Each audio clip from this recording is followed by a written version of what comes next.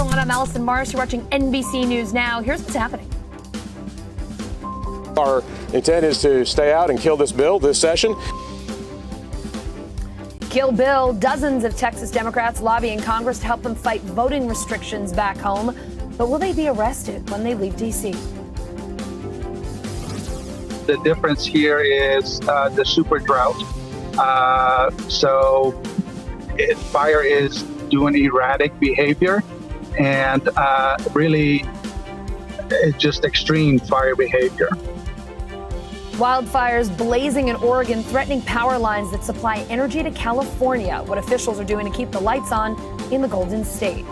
And a different kind of COVID recovery. A record number of Americans say they're thriving, according to a recent Gallup poll. So what's behind this new high?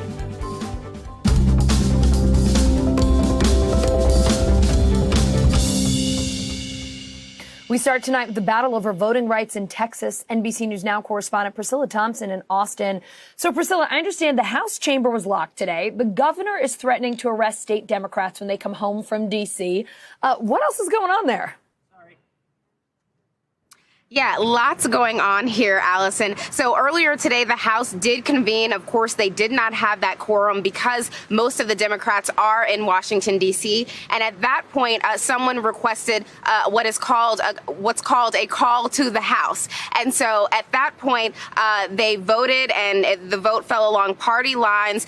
70, let me get the number right here for you, 76 Republicans voting in favor, 4 Democrats voting against. And so ultimately, they have given the sergeant at arms permission to go out and find those lawmakers who are not here if they are in the state of Texas. But of course, we know they are in Washington, D.C. They have said that they intend to remain in Washington, D.C. until this special session is over. But the House Speaker here could also lock in all of the folks who did show up today. And so that's what happened. The doors to the chambers were locked. Folks were only able to get out if the Speaker gave them a hall pass. So we did see some lawmakers walking around with those.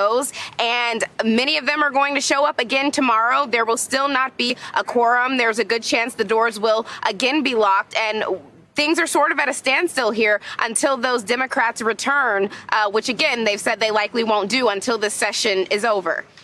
Allison?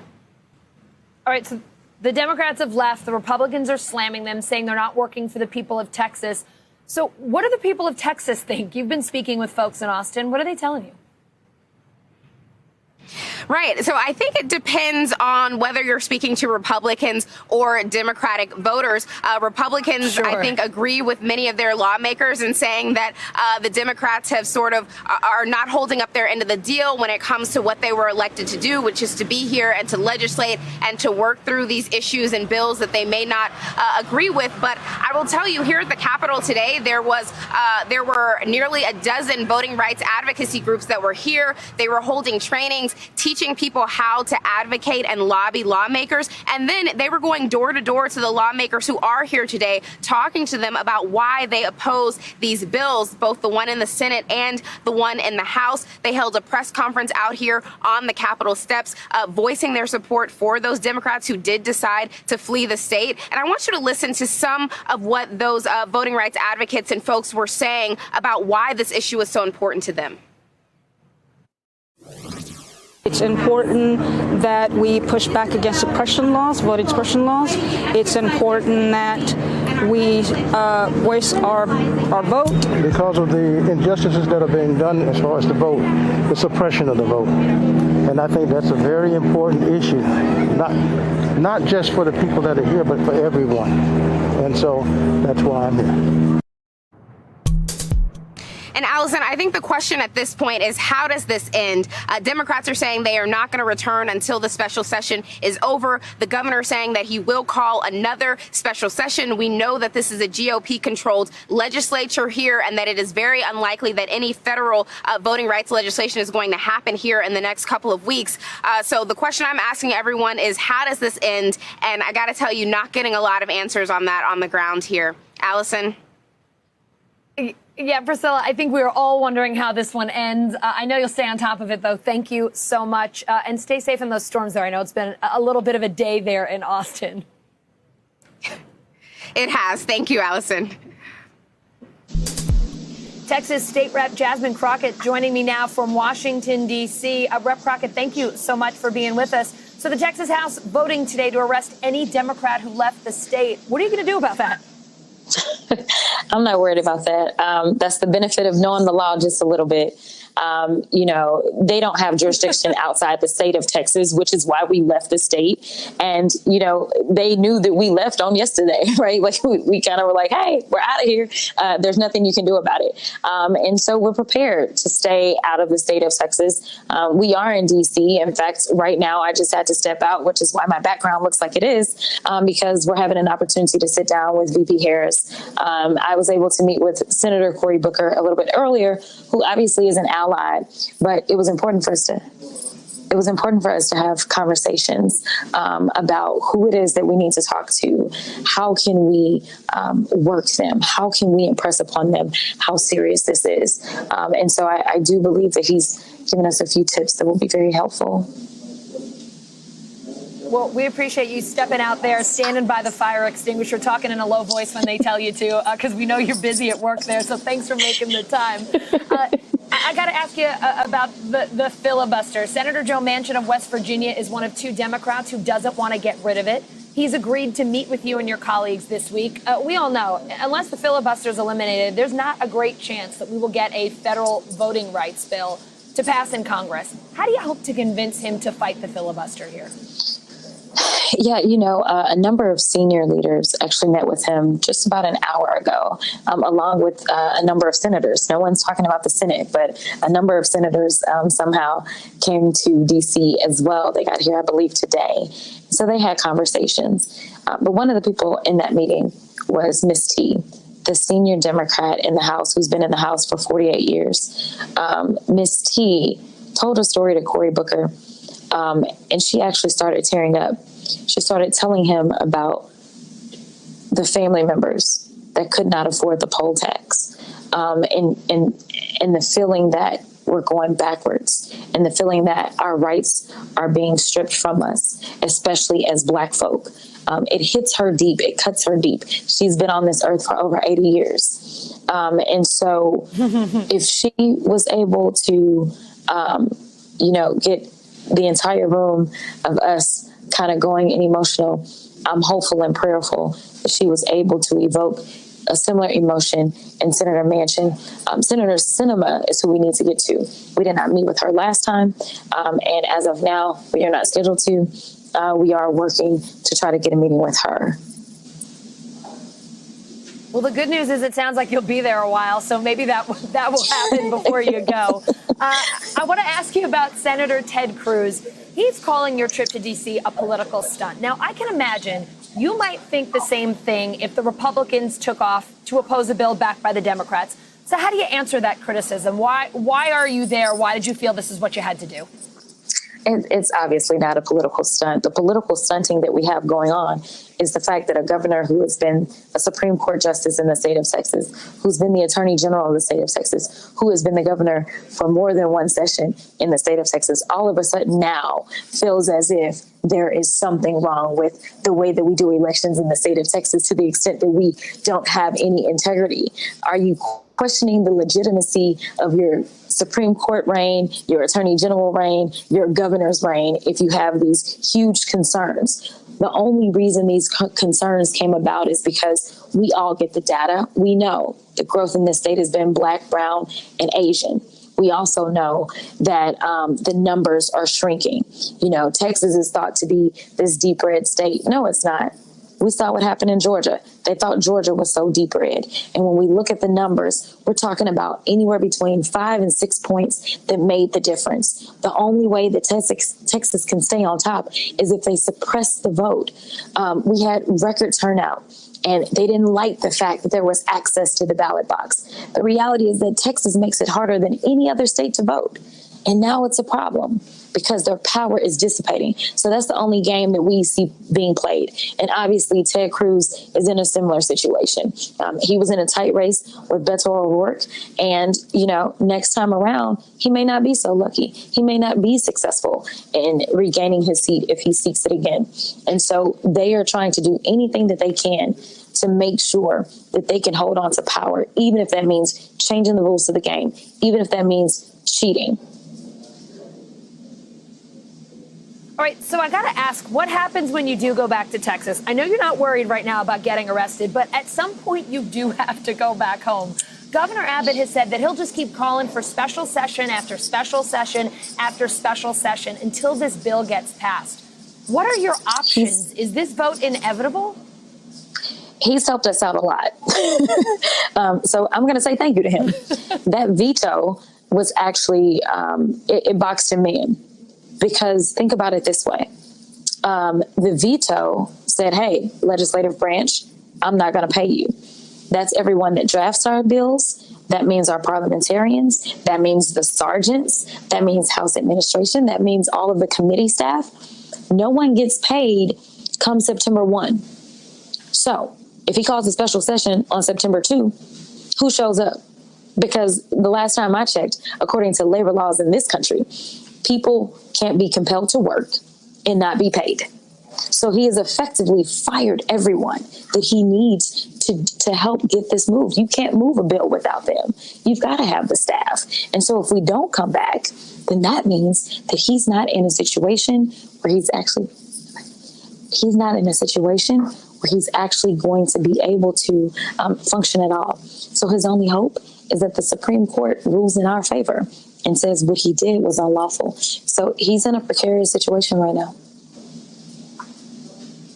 State Rep Jasmine Crockett, I cannot thank you enough. I'm sorry you've been getting shushed. I apologize. I'm sorry that you had to I'm guessing you're in like a kitchen or something next to a fire extinguisher. Next time we have you on, we'll make sure we get you a better setup. But we really appreciate your time today. Thank you so much. Thanks so much. Bye. President Biden in Philly today fighting for the right to vote. He's calling restrictive voting laws one of the biggest threats to our democracy since the Civil War. NBC News White House correspondent Mike Memoli is in Philadelphia traveling with the president today. Mike, the administration saying that President Biden's speech today was aimed at the American people, not activists. So what was his specific message for the country? Well, Allison, we know activists have been putting a lot of pressure on the president, and that's one of the responses from this White House, which is, yes, this has been a conversation both in Washington and in state capitals across the country that activists have been very much engaged in. But the average American is probably focused on putting food on the table, what their next job might be, all the kind of day-to-day issues, bread and butter issues that aren't necessarily focused on a policy debate in Washington. And that's why they said that the president wanted to come here and speak to a much broader audience about what was really at stake in these fights. Take a listen to the president making that case earlier. This isn't about Democrats or Republicans.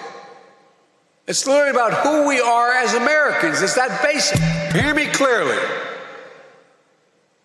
There's an unfolding assault taking place in America today, an attempt to suppress and subvert the right to vote and fair and free elections. I'm not saying this to alarm you. I'm saying this because you should be alarmed. And that's the key line there, Allison. You should be alarmed. He's speaking to those who haven't really been engaged in this fight. And we also, I should note, as you've been talking to Priscilla down in Austin and to one of those Texas lawmakers, we just got some new video in. The vice president, of course, who the president asked to take a lead role in this voting rights fight, just met with some of those Texas lawmakers who came to Washington. As the vice president put it, when the cameras were in the room, that the right to vote is as American as apple pie. And she's committed to hearing more from these lawmakers and trying to see what she can do at the federal level to try to advance what they're fighting for. Yeah, Mike, State Rep Crockett there. I think she was hiding in like the kitchen break room because they were having that meeting and she was getting just trying to talk to us on air. While they're all trying to meet with the vice president, I got to give her credit for not giving up that one. We know that the president won't get anything done on voting rights without some action on Capitol Hill. We got 2 measures stuck in Congress right now. What's he saying about that? Yeah, as I was talking to some of the progressive groups in advance of this speech, they really wanted to hear 2 specific things. They wanted to hear the president give a full-throated endorsement for the For the People Act, S1 that we saw debated in the Senate just a few weeks ago, as well as the John Lewis Voting Rights Act. Well, they did get that. What they didn't get is the second part that they asked for, which is for the president to really lean into this idea of abolishing the filibuster. But the president did try to make a forceful case that he wanted this bill on his desk. Take a listen to how the president made the argument. Last month, Republicans opposed even debating, even considering For the People's Act. Senate Democrats stood united to protect our democracy and the sanctity of the vote. We must pass the For the People Act. It's a national imperative. As soon as Congress passes the For the People Act and the John Lewis Voting Rights Advancement Act, I will sign it and let the whole world see it. Allison, I spoke with Cedric Richmond, who's a senior White House advisor, about whether there was even any hope of either of these 2 bills getting to the president's desk. He reminded me that H.R. 4, the John Lewis Voting Rights Act, hasn't even been really written yet. And that speaks to potentially what's happening behind the scenes. Yes, it's unlikely we're going to see any changes in the filibuster, at least in the near term. But they do think there's an opportunity to maybe have a more expansive view of the Voting Rights Act, to include some Republican ideas, to include some of what Joe Manchin has said is important to him. It sounds like an uphill climb, but the White House does seem to at least want to give it a shot. And as Richmond said to me, he thinks the president's goal really is still to get one of those bills on his desk and signed by the end of the year. Mike, you might find this hard to believe, but I actually have questions for you on topics other than voting rights. So I hope you'll indulge me with a couple of those. First, President Biden nominating former Republican Senator Jeff Flake as an ambassador to Turkey. An interesting choice there. Absolutely. Anytime you see a Democratic president and appointing a former Republican senator, in this case, to an ambassadorship, these are usually very coveted positions. 2 things are interesting about this. One is Flake was a member of the Foreign Relations Committee when he was in the Senate, and the House Foreign Affairs Committee when he was in the House. Turkey, though, is one of the most complex relationships we have. Yes, they're an ally. They're a NATO ally. The president met, of course, with the Turkish president just a few weeks ago. But this is going to be a real diplomatic challenge. And so the president clearly has confidence in Flake's ability here. The other thing which is interesting is this is now the second Arizona Republican to be named an ambassador in just a few weeks, the other being Cindy McCain, of course, the widow of the late Senator John McCain. She was nominated to be the ambassador to the World Food Program, which is based in Rome. So these are 2 prominent Republicans who endorsed Joe Biden in the 2020 presidential election, getting rewarded, you could say, with these pretty significant ambassadorships. Mike, before you go, I understand First Lady Joe Biden is officially going to the Olympics. Do we know when she's heading to Tokyo, what the plan is there? Well, the White House's announcement simply said she'll be there for the opening ceremonies, which are just 10 days away on the networks of NBC News. We always want to talk about that here. But what's significant, of course, is typically it's not unusual for a first lady to attend lead a delegation to these Olympics. But we know these Olympics are anything but typical with all the COVID precautions involved. They're not going to be spectators. Tokyo, the Japanese government is allowing these kinds of VIP delegations to come in for the games, but it was still uncertain whether the First Lady would attend. She's got experience doing this before, though. She, as the Second Lady of the United States, led a delegation to the World Cup final featuring the women's team in 2015. I had a chance to go with her on that trip because her husband, then the vice president, decided to tag along in the end. So she's clearly looking forward to cheering on Team USA, as she has before, and brought some good luck as well. Mike, you have a great gig. I mean, I'm not complaining about mine, but yours just has slightly better travel. I'm kind of into it. It was a good trip to Vancouver. I don't think I'm going to Tokyo, though. So that might be for the best, given the COVID situation right now. But of course, that's another opportunity to stay home and watch the games right here on NBC. So, Mike Memoli, I think we've done our job promoting the Olympics today. Thank you so much, my friend. Back. Team players. Thanks, Allison. The FDA adding a warning label to the J&J vaccine, saying there can be an increased risk for a rare neurological disorder. NBC News correspondent Miguel Almagar has more on the new concerns about the single-shot vaccine and the summer COVID surge. The FDA warning is another setback for Johnson & Johnson, but doctors insist the vaccine benefits of the single shot still strongly outweigh the rare risk. Among the nearly 13 million Americans who've received the J&J vaccine, the FDA says 95 people were hospitalized with Guillain-Barré syndrome, a rare neurological disorder with one reported death. 62-year-old Tom Gorman was training to hike the Appalachian Trail when symptoms set in. I went to being physically fit to being in a wheelchair. Gorman still hopes to walk again and says he's still pro-vaccine, noting COVID-19 patients are also at increased risk for the disorder. The FDA says the J&J vaccine is still safe and effective, but the setback comes during a midsummer COVID surge, threatening the progress the U.S. has seen since the start of the year. COVID cases are on the rise in 28 states, with a third of those new cases in 5 hotspots, all with low vaccination rates. And there's growing concern for one significant unvaccinated population, children under 12 who aren't yet eligible for vaccines. They're still vulnerable, adding stress for parents with the new school year approaching. It comes as the CDC says schools should prioritize in-person learning, and while some American adults refuse to be inoculated. Meantime, Pfizer is seeking federal authorization for a third dose of its vaccine, driven by fears of the Delta variant. Officials at the World Health Organization blasting the idea, arguing the pharmaceutical giant should send doses to countries desperate for help now. This is still a global crisis, and it is a time to protect those who are most vulnerable in our society. NBC News senior medical correspondent Dr. John Torres joining me now. Dr. John, great to see you. We got a lot to talk about today. So let's start with J&J's COVID vaccine. The FDA now saying the shot's been linked to a rare but serious side effect. It's a neurological disorder called Guillain-Barré syndrome. Tell us more.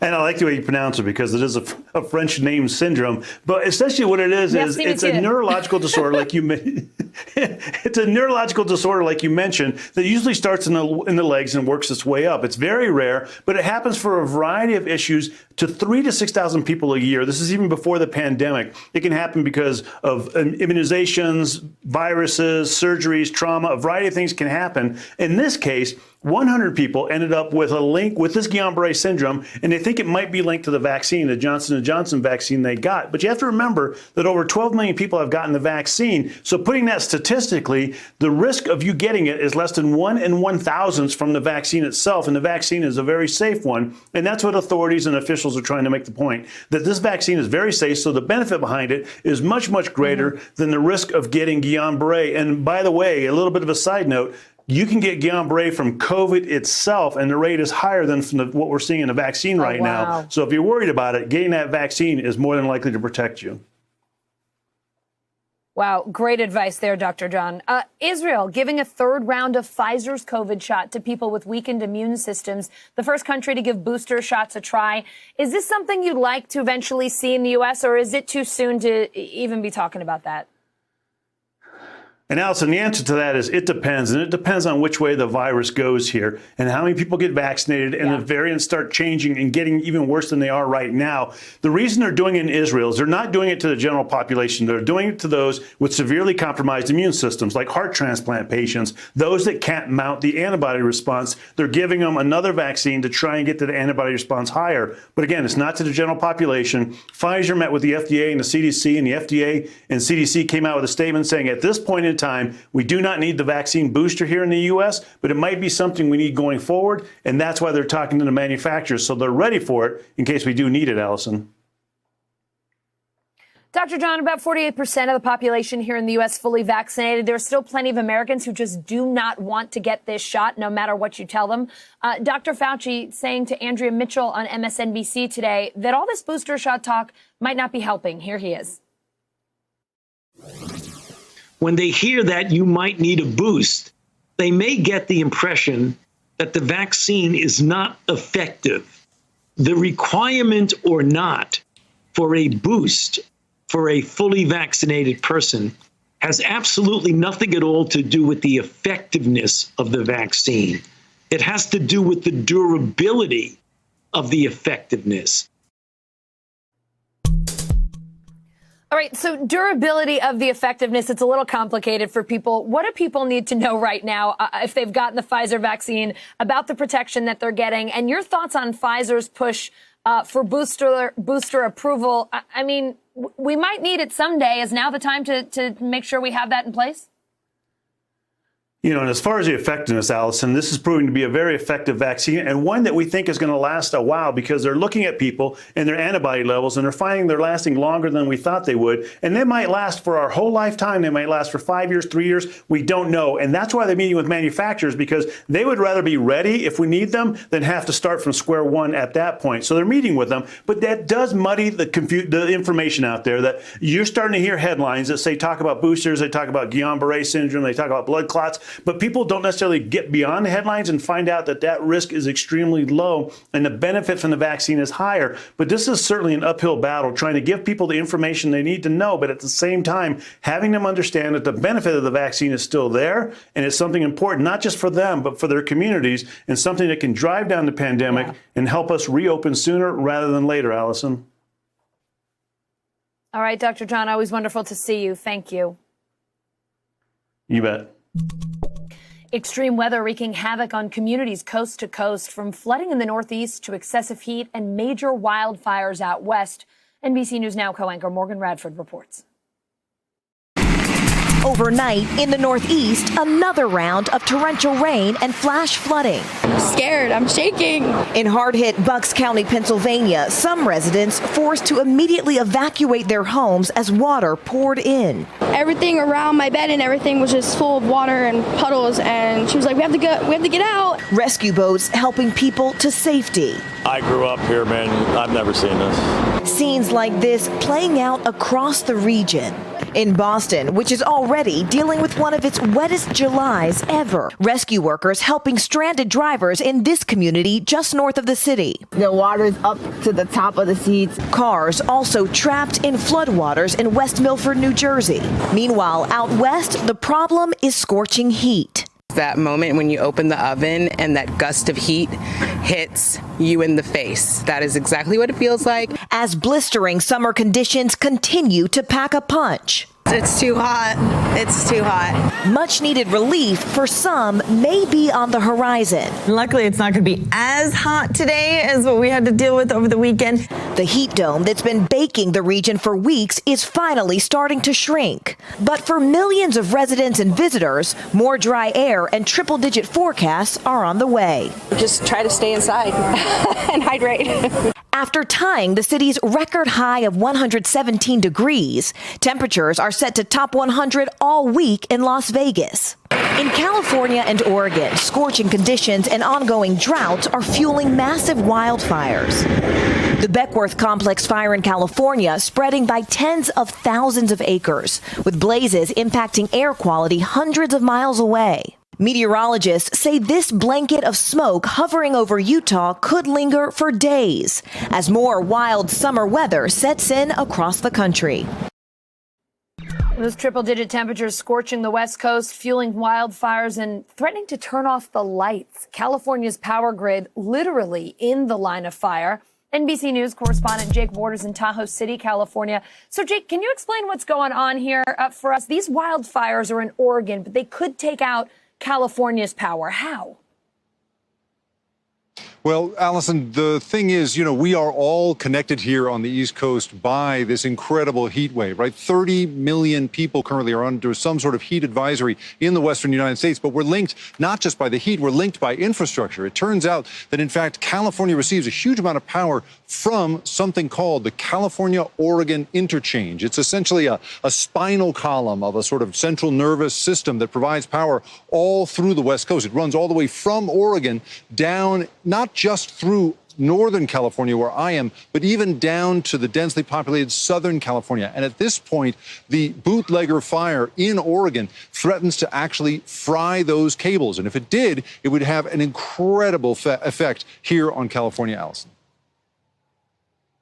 See, Jake, I knew I asked the right guy. You always know how to explain everything to us so we understand the big picture here. So let me ask you more about what's going on there, particularly in California. The governor is calling the effects of climate change on the West Coast jaw-dropping. He signed an executive order to try to relieve some of the pressure on the electric grid. What does that order do? Well, at this point, you have to always think of California as the scale of a nation, right? It's 40 million people. So when you have somebody like the California governor trying to sort out how he's going to keep the lights and, most importantly, the air conditioning on for a state this size, he has to go to extreme measures. In this case, an executive order basically says you can go ahead. He's talking to everybody providing power to the state and turn up the capacity so that we can, in fact, use more power here. He's at the same time asking citizens of the nation of California, right, the state, to cut back by about 15%. That executive order is so sweeping, it even suggests that you could possibly bring in container ships to a port and use their auxiliary engines to bring more power into the grid. That's how much power we're going to need. Because, of course, Allison, this economy, right, one of the largest economies in the world, depends on the ability to be, functional indoors. And if we had to have rolling blackouts, that would be a huge problem. That's what the governor's trying to avoid here. This is a third heat wave this year, Jake, on the West Coast. We just saw the hottest June on record. I mean, look, the summers are often challenging out there, but what is making 2021 so very challenging for folks there and for firefighters trying to keep everybody safe?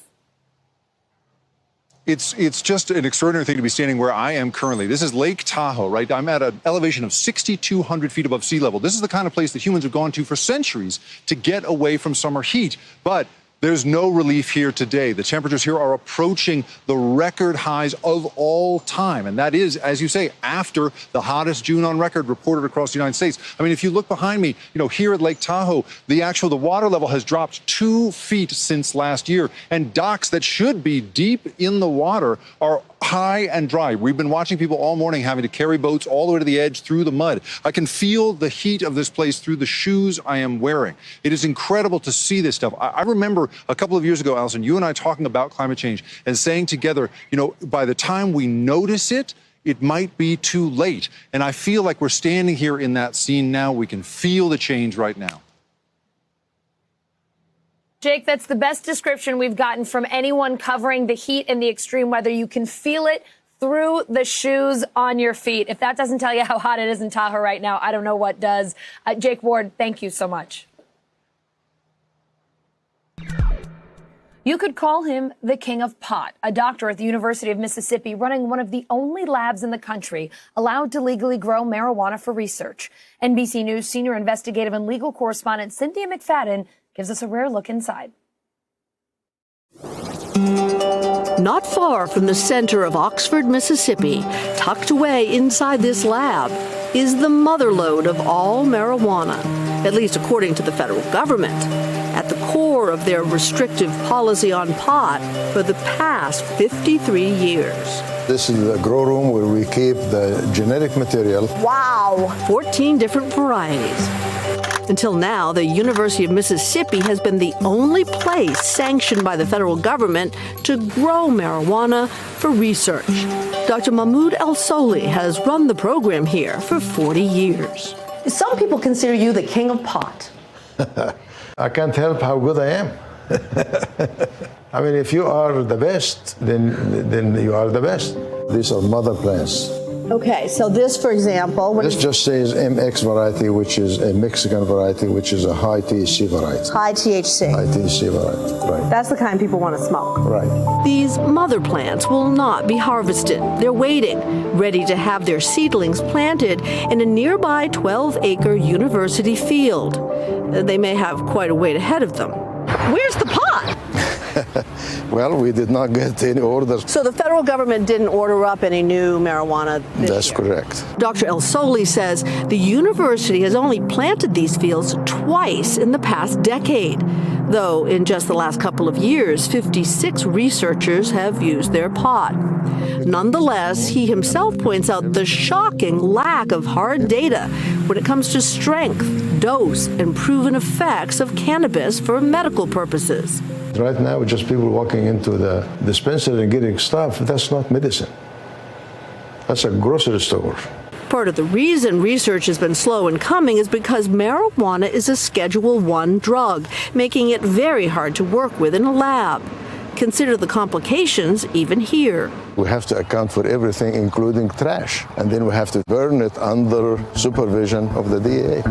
In fact, it turns out guarding this pod is more expensive than growing it, with 21 security cameras, 5 guard towers, and barbed wire atop 2 sets of chain-link fences. If this strikes you as slightly ridiculous, given that more than half the states have now made marijuana legal in some form, the federal government does not think so. To date, attempts to move marijuana out of Schedule I with heroin have fallen flat. Meanwhile, it's guarded like plutonium. Down the hall, back of the lab, 2 vaults. In the first, the high THC content pod is stored at minus 20 degrees. And around the corner, another vault. Oh my goodness. Wow. What are in those things?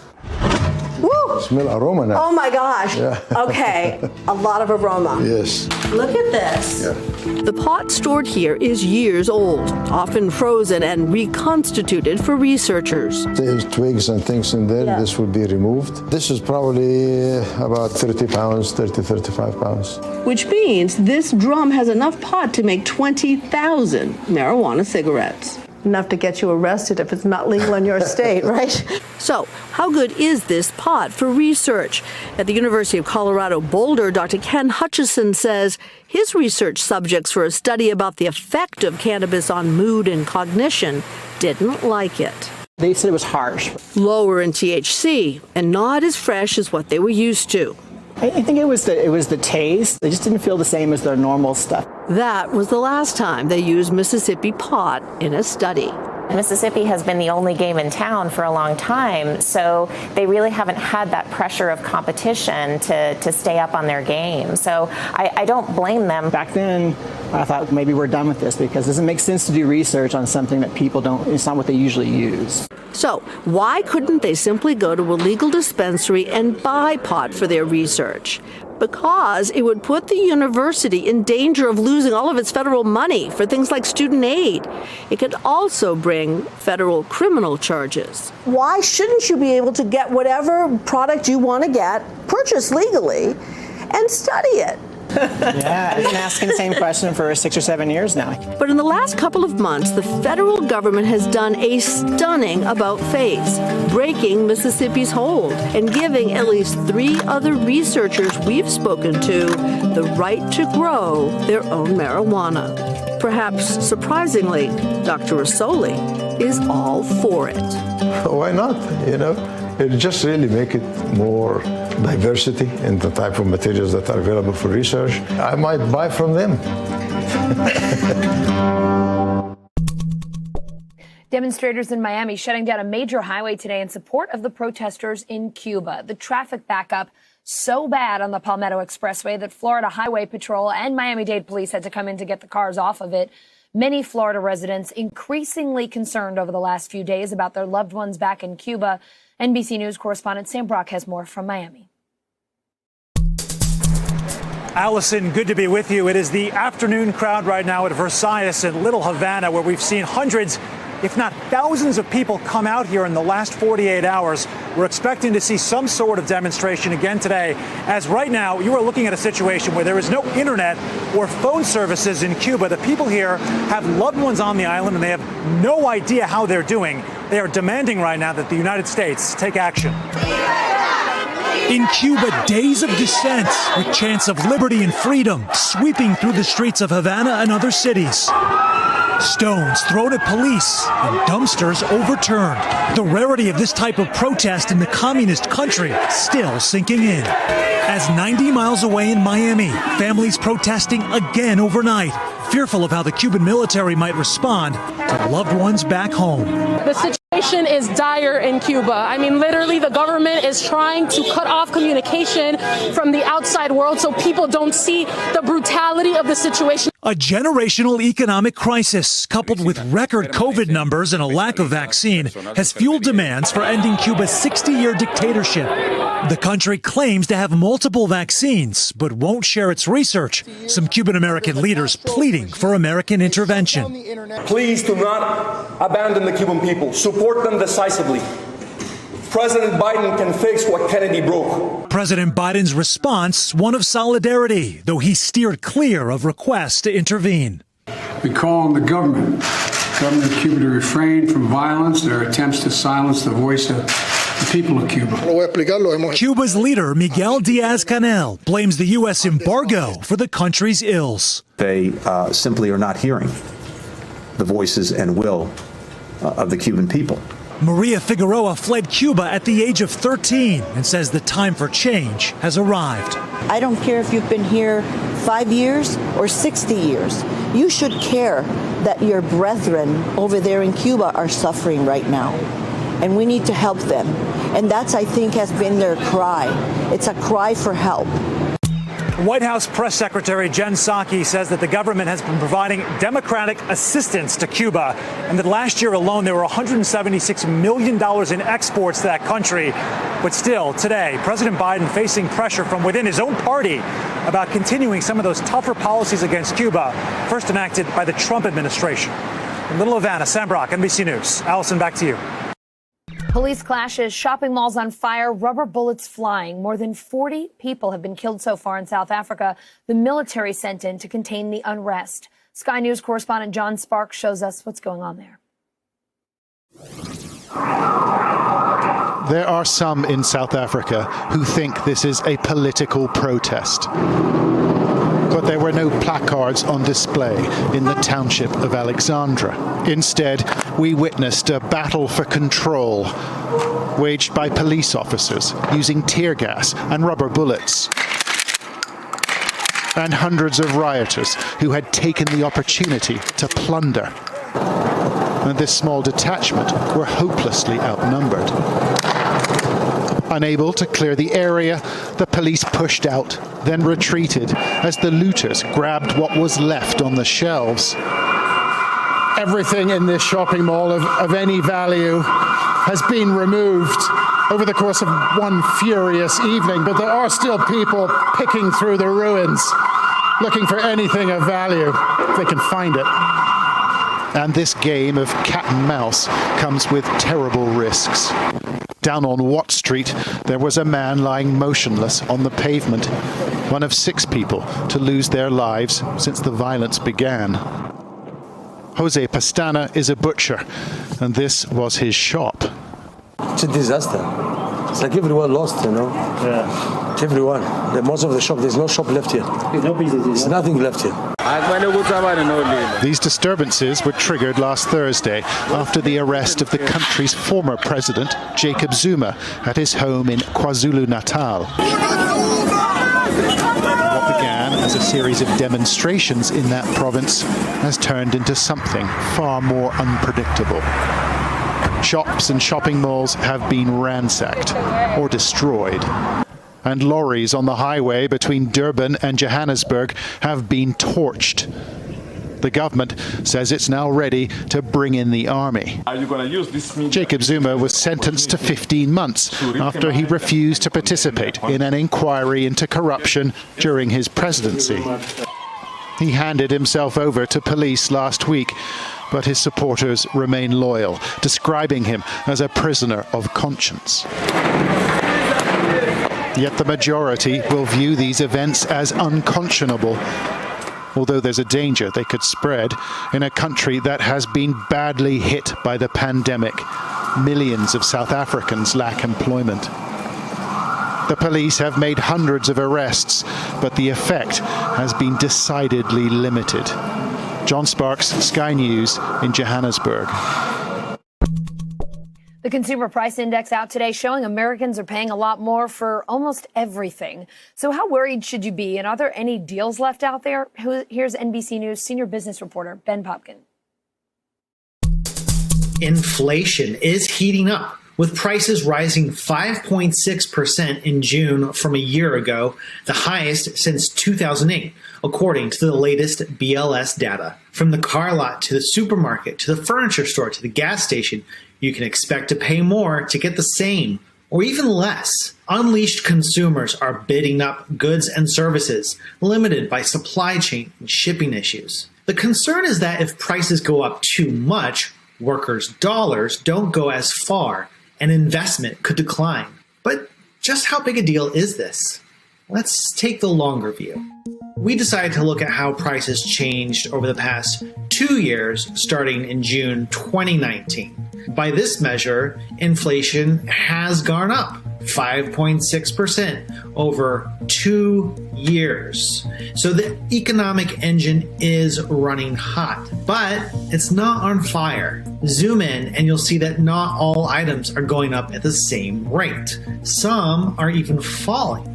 Used car prices are up 36% since June 2019, not seasonally adjusted. Most of this rise took place this spring. In May and June, increases in used car prices alone account for a third of the overall inflation, according to the Bureau of Labor Statistics. Gas is up over 14% since June 2019. Food prices are up nearly 7%, but some things have been falling. Apparel down 2.6%, toys down 7%, televisions down nearly 9%. Other items prices are going up, but are a hair behind overall inflation, like new cars and trucks, rent, and childcare. So here's what this all means for you. Some consumers will get hit harder. Others may actually be able to save in parts of their budget.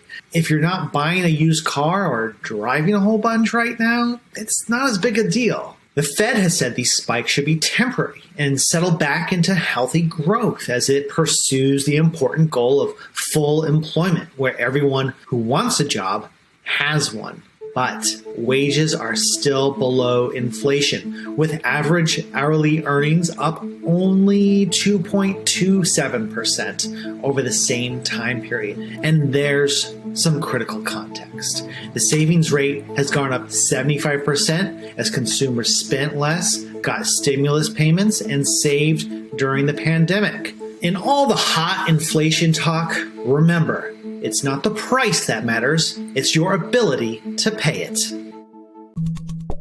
Americans are living their best lives, according to a new Gallup survey. Life satisfaction exceeding pre-pandemic levels, stress and worry also dropping. NBC News Now correspondent Simone Boyce shows us why. The United States is continuing to get shots into arms, shoppers into stores, restaurants are opening up, and coronavirus hospitalizations are low. Things are looking up, and as a nation, we actually seem to agree on that. A new survey by Gallup asked Americans to rate their current and future lives on a scale of 1 to 10, and they sorted folks into 3 groups: thriving, struggling, and suffering. Nearly 60% of folks surveyed in June evaluated their lives highly enough to be considered thriving. That's the highest percentage of thriving individuals the survey has had since it started measuring life satisfaction back in 2008. That also beats the previous high of 57% from September 2017. Now, during the initial coronavirus outbreak and economic shutdown, the percentage of thriving individuals plummeted to the study's lowest point of 46%, tying the low measured during the Great Recession.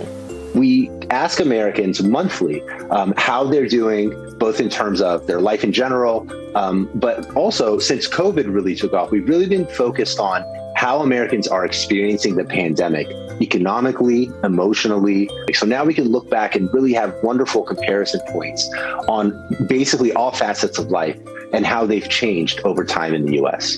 We also wanted to ask about boredom, and we always do. Half of Americans basically said they were bored at the height of the lockdown. That's down to 26%. So life evaluation and negative emotions are down. We also ask about how much daily enjoyment you experience, and that's recovered, but it's still not at the level we saw before the pandemic.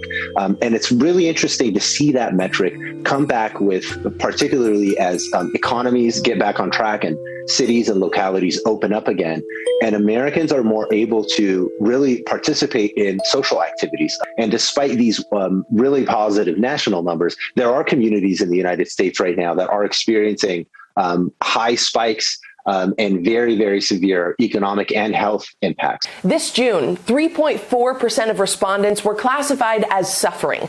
That's in line with pre-COVID estimates. So it really depends on how things unfold. It wouldn't be surprising to see places where the economy essentially starts drying up again because of lockdowns, that people's life evaluation would reflect that. At least that would be consistent with how people have evaluated their lives in the past 20 years in the United States. As the research points out, Americans' life evaluation tends to fluctuate based on a number of different factors. But major events like elections or financial crises can offer some explanation for these national trends. In this crisis, what was interesting is that even though Americans' own current life evaluation really declined, their hope for the future actually held on pretty steadily. And it was very different than what we saw during the financial crisis in 2007, 2008, where both current and future life evaluation really tanked. So if you could sort of describe how Americans weathered this storm, 2020, they really kept hope for the future. They were hurting at the time when the lockdowns were at their height, but right now they've really made a rebound. Of course, with new coronavirus variants comes some uncertainty as to whether this trend will continue. Hey, NBC News viewers, thanks for checking out our YouTube channel. Subscribe by clicking on that button down here and click on any of the videos over here to watch the latest interviews, show highlights, and digital exclusives. Thanks for watching.